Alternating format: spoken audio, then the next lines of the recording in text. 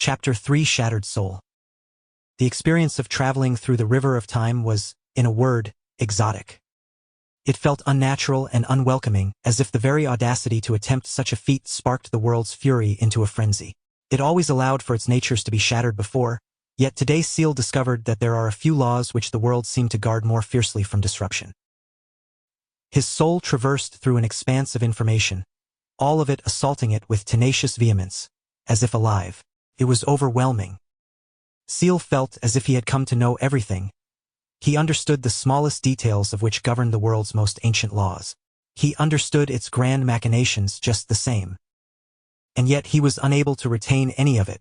How could he? He lacked a mind to process it, and even if it was present, the sheer quantity of knowledge would be too vast for such an organic machine, even one as magnificent as the human brain, to bear. His soul was no exception either. Ciel could feel it being pulled into all directions, stretched almost infinitely. Yet like a stubborn rubber band it did not tear, holding together through great strife of will. Ciel's own consciousness was weak, but he could feel enough to understand that he was afraid, terrified even. He wanted to scream but couldn't, for he lacked the organ to do so. He failed to cry for that very same reason as well. All that held him together was a strange connection, that of his concept accommodation. At first it glowed weakly within his soul, like a dying ember. Then slowly, as he traveled further into the river of time, fighting against its furious current, his connection grew stronger, then stronger still. Soon his soul shone with a white radiance as the number of humans alive increased the further back he went. He will hold.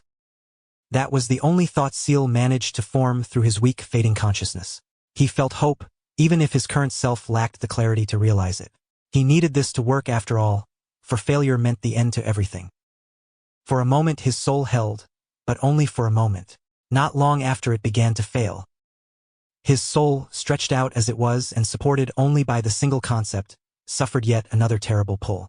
This pull finally caused even the shine within its center to be mangled.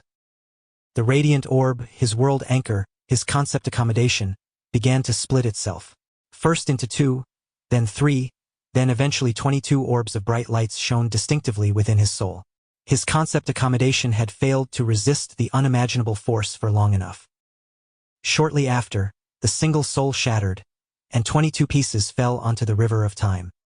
At that moment, Ciel felt himself lose something so indescribable that it paralyzed his very existence, engulfing him with only a single domineering sensation. Cold. Profound coldness. That sensation bathed him for an eternity until finally even that came to an end. The surging stream of information rattled him one final time before he felt his broken self, whatever was left, suddenly fall, and soon his consciousness dissipated, entering an empty black void. Darkness, all that was is darkness. All that could be was not, leaving only black emptiness. Is this death? The sensation of feeling nothing was not unfamiliar to Ciel.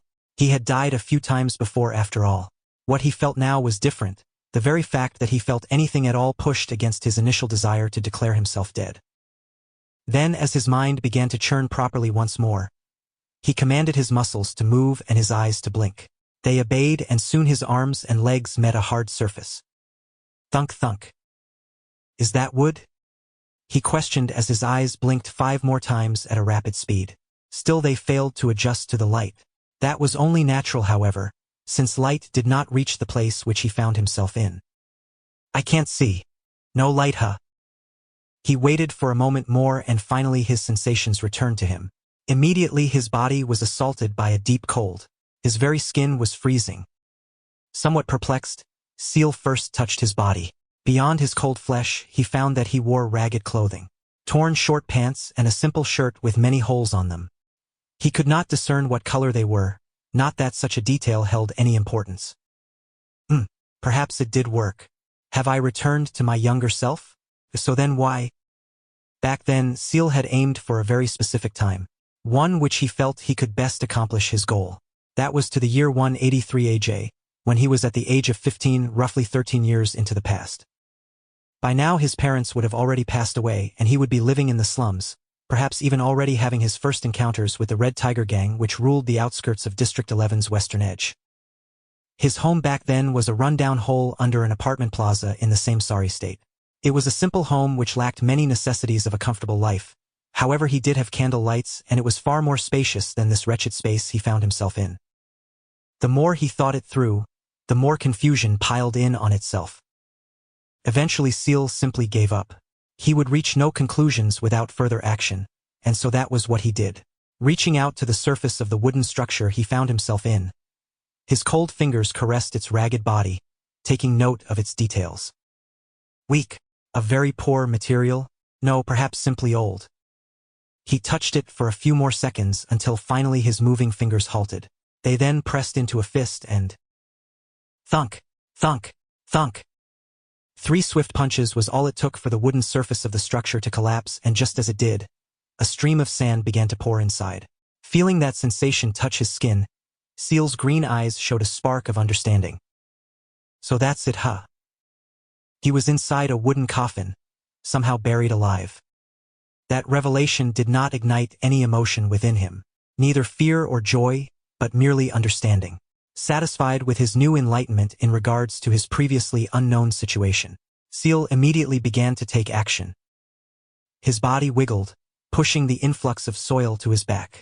At the same time, he unleashed more concentrated punches to the surface of the wooden coffin, tearing the hole wider and increasing the current of dirt. He did this until his hands bled, then continued long past that. When he finally managed to damage the structure of the coffin enough so that the weight of the soil above collapsed it, he would spend the next hour struggling to move and slowly dig himself out. He sunk his hands deep into the soil, used every muscle at his disposal, until finally 2 fingers pierced the surface of the ground. They jerked vigorously until more popped out to the surface. Soon the entire hand was out, then a dirt-filled face, then an abdomen, until finally the last to part with the soil, a pair of legs. Ciel dragged himself forward a few meters before stopping.